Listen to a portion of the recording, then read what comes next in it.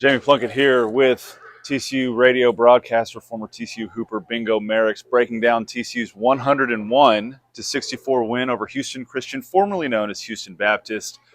Bingo, they're 6-0, 4 players in double digits again tonight. They hit the century mark for the second time this season. I know that it's not the stiffest competition through these first 6 games, but still, you've got to like what TCU's putting together. I'm enjoying it because you see the guys are working together, and you see like you have 10 guys on the roster that can get out and play and possibly score in double figures. And I think that's going to help them down the line because you can have different lineups. And I think that's going to help TCU when it comes to Big 12 play. Jameer Nelson with his first double-double as a Horned Frog tonight, 15 points, 10 assists, not to mention 4 rebounds, was active on the court, 3 steals as well, just 1 turnover and 1 personal foul. What did you like from Jameer tonight? Just the decision making. You can see him getting more comfortable, the poise and getting into the paint, not trying to just make a pass, thread the needle too much, like pump fake, getting the defense to draw in, kicking out for open threes, or even drop offs for either Jacoby Cole, throwing the alley-oop for Uday and Ernest. And it's great to watch. It's fun. You know, with him and then Avery Anderson off the bench with 5 assists. That's 15 assists from the point guard spot, just 1 turnover tonight. You have to like the efficiency and how they're protecting the ball. They're protecting the ball, and those are your 2 defenders on defense as well, 7 too. steals combined tonight. 7 steals, and what they're doing on the defensive end is turning into transition points on the offensive end. And I think they're going to be a tandem to mess with as the season goes on. 17 total steals for the Frogs tonight, 36 fast break points, 34 points off turnovers. They're the number 1 in the country in fast break points this season. They showed again why tonight. They showed it again because, like you said, on the defensive end, and it started off kind of slow. You maybe a little Thanksgiving meal, a little turkey still, still trying to get that off. But Coach called a quick timeout, and that's great with the coaching staff. Getting them together, then to come back out, and then they went on like a 43-13 run going into the second half, all over ending of the first half going into the second half. They just dominated the rest of the game. They won by 35. They covered the spread, which I know is important to some people out there. But, when you think about that slow start, I start there for a second because they haven't had a double-digit lead at the 10-minute mark yet this season in the first half. Is that a concern at this point? I think with these guys, I think the better the competition, I think the better they will play. I know that's not a coach's dream, but you have to think this is a new team. And still figuring each other out, trying to figure out how each other plays, wherever everybody's going to be on the court.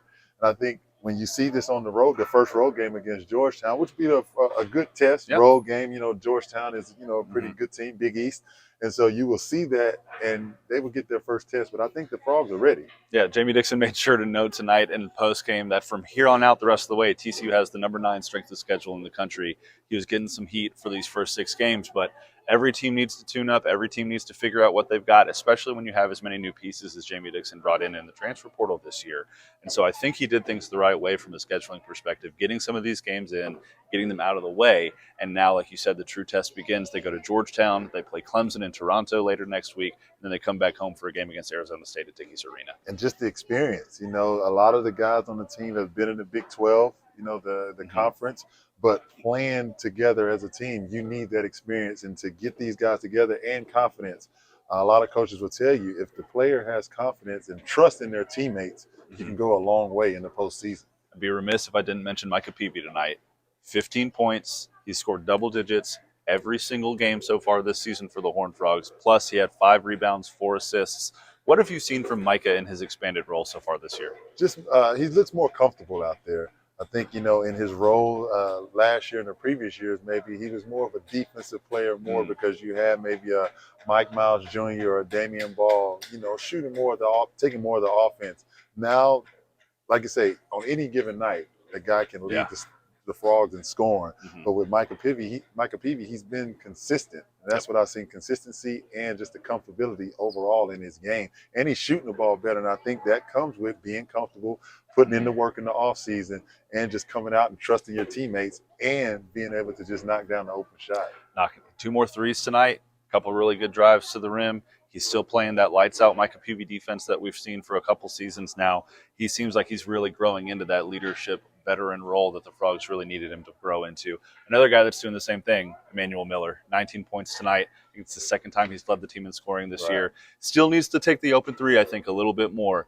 but he's improved both scoring and defensively for the Frogs this year as well. What I like about E-Man is just his poise as well. He's never rushed. Mm-hmm. He's always taking his time and getting to the basket, getting to his spots. And what I like what he's doing better in that mid-post area, him and Jacoby Coles are doing a better job of getting it in the mid-post, taking your time, looking at the defense, seeing where they're setting up at, and then attacking it, and then drawing the defense in, making the right plays, getting open shots for the Horned Frogs. I'm pretty sure he had a post-up moment right from where we're standing tonight where he ended up either getting a bucket or passing it off to someone else in the lane. But the Horned Frogs improved to 6-0 on the season with their 101-64 win over Houston Christian. Their next game is at Georgetown, as Bingo mentioned, on Saturday at 4:30. You can catch that game on ESPN Plus. For us, we'll be back TCU's next home game to break down more of Horned Frog hoops here at Schollmeyer Arena. Until then, keep it over at hornfrogblitz.com for all of your TCU needs. It's the football offseason now, so let's all turn our attention to the Horned Frogs hoops.